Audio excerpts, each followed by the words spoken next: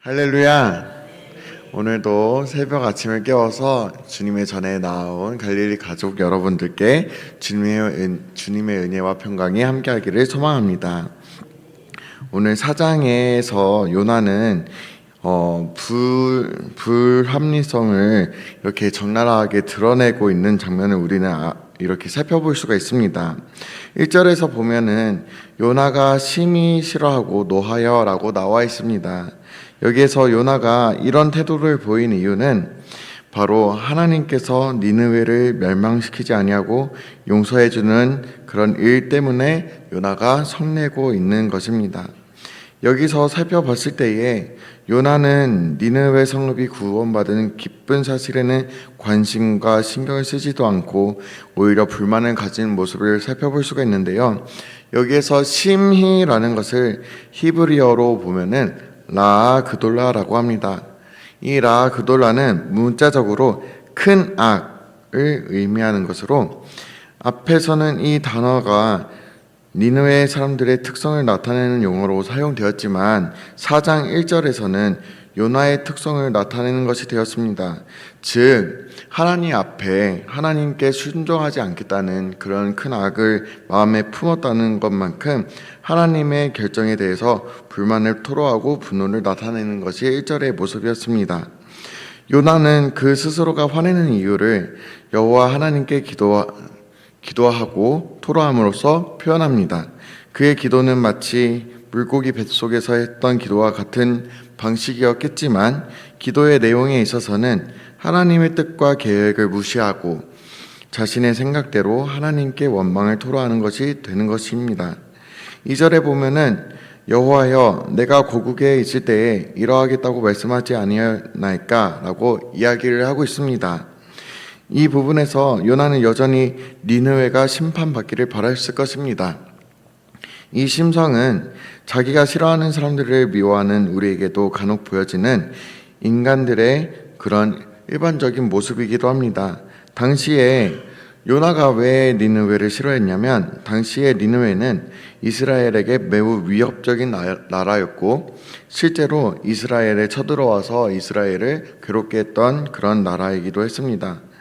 우리들도 내가 정해놓은 그 기준선을 넘는 사람들을 보면 좋게 보이지는 않죠. 심지어는 싫어하는 마음도 들고 그게 극대화가 되어서 그 사람과는 뭘 하든 다 부정적인 감정이 들 때도 있기도 됩니다. 그래서 3절에 보면은 요나가 자신의 생명을 거두어 달라고 호소를 하고 있는데요. 그만큼 니느웨가 구원을 받는 것보다 차라리 자기가 죽는 것이 낫겠다라고 호소하면서 하나님의 주권에 대한 그런 것보단 자신의 편견과 판단에 의한 이기적인 생각에서 감정적인 표출을 하고 있었습니다. 요나가 이렇게 불만을 토로하자 하나님께서는 요나의 분노가 매우 감정적인 점을 지적하시는데 이렇게 하신 것은 하나님께서 요나로 하여금 자신이 그릇된 판단을 하고 있을지도 모른다는 사실을 상기시키려고 하는 것이었습니다. 하지만 그런 하나님의 꾸짖음에도 불구하고 요나는 여전히 여호와께서 심판을 거두시지 않고 보려한 것이므로 다시 심판을 하실지도 모른다고 생각을 하고 마음 한켠에 기대했을 수도 있었던 것은 5절에서 요나가 니느웨 성 안에 거하거나 떠나지 않고 성 밖에서 니느웨 성이 어떻게 되는지를 지켜봤던 모습이 있었기 때문입니다. 요나는 하나님께서 다시 한번 마음을 바꾸셔서 니느웨를 심판하지 않을까 하는 그런 기대감을 갖고 지켜보려 했었던 것으로 보입니다.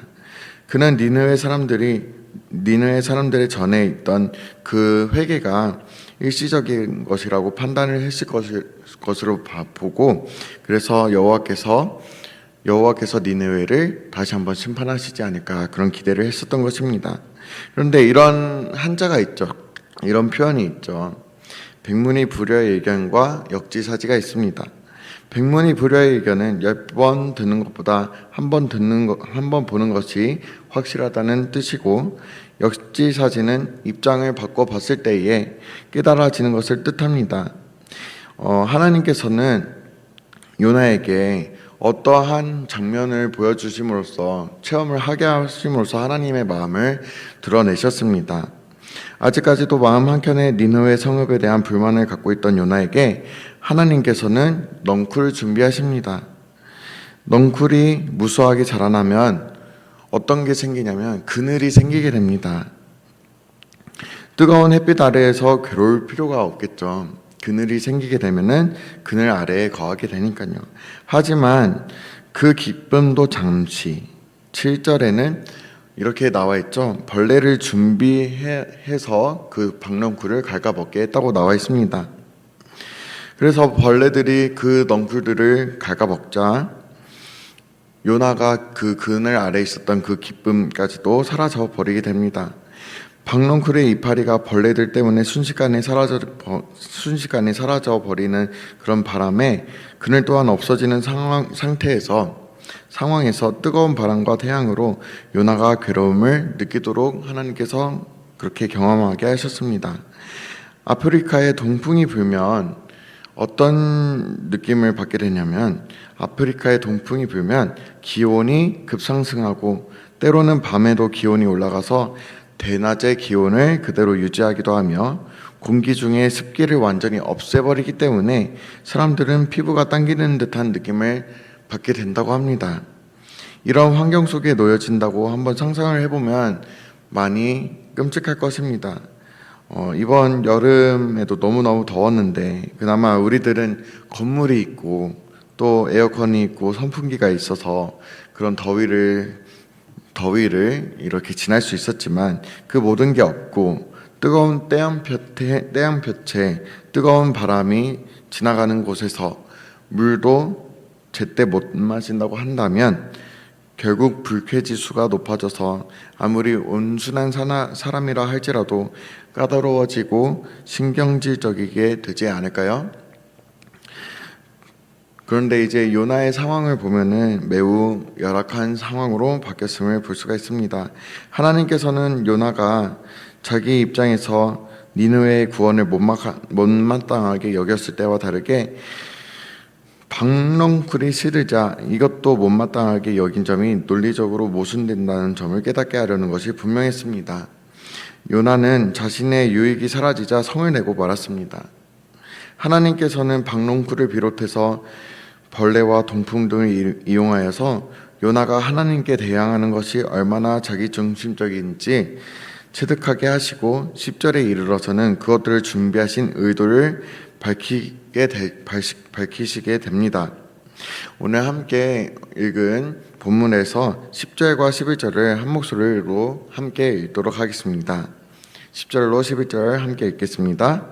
여호와께서 이르시되 내가 수고도 아니하였고 재배도 아니하였고 하룻밤에 났다가 하룻밤에 말라버린 이 박넝쿨을 아꼈거든 하물며 이 큰 성읍 니느웨에는 좌우를 분별하지 못하는 자가 12만여 명이요 가축도 많이 있나니 내가 어찌 아끼지 아니하겠느냐 하시니라. 아멘. 요나를 보면요, 요나가 썩어져 없어지는 그 하찮은 박넝쿨을 아꼈던 것처럼 하나님께서도 니느웨 성의 사람들을 아끼신다는 것을 알려주는 장면입니다. 니느웨에는 좌우를 분변치 못하는 자가 12만여 명이라고 했는데 인간적인 관점으로 아무런 가치도 없는 것과 같은 부류의 사람들을 통틀어 말하는 것으로 하나님이 아무것도 아닌 사람에게 가지시는 그 관심이 얼마나 크신지 또 어떤 것인지를 알 수가 있는 부분입니다. 의사가 왜 필요하다고 생각하십니까? 그리고 의사는 무엇을 위해서 존재한다고 생각을 하십니까?